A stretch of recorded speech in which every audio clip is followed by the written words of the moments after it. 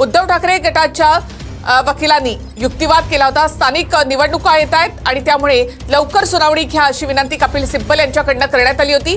मात्र आम्ही ऑगस्टमध्ये तारीख देण्याचा प्रयत्न करू असं सुप्रीम कोर्टाने म्हटलंय। धनुष्यबाणा संदर्भातली आजची सुनावणी संपली। आताची महत्त्वाची बातमी, धनुष्यबाणा संदर्भातली आजची सुनावणी संपलेली आहे। ऑगस्टमध्ये तारीख देतो असं सुप्रीम कोर्टाने म्हटलेलं आहे। ऑगस्टमध्ये तारीख देण्याचा प्रयत्न करू असं सुप्रीम कोर्टाने म्हटलंय।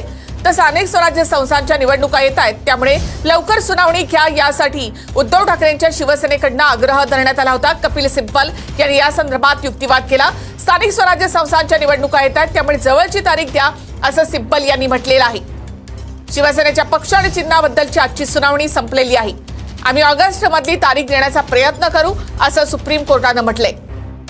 कपिल सिब्बल यांनी कोर्टामध्ये युक्तिवाद केलेला आहे। तसंच स्थानिक स्वराज्य संस्थांच्या निवडणुका येत आहेत आणि त्यामुळे लवकरची तारीख द्या असं कपिल सिब्बल यांनी कोर्टाला विनंती केली।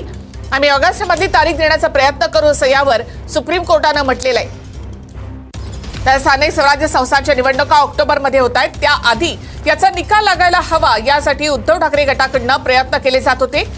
त्यावर आम्ही ऑगस्टमध्ये तारीख देण्याचा प्रयत्न करू असं कोर्टाने म्हटलेलं आहे। 1.5 वर्षानंतर या प्रकरणावर सर्वोच्च न्यायालयामध्ये या सुनावणीला सुरुवात झाली। मात्र आता ऑगस्टमध्ये याची सुनावणी होणार आहे।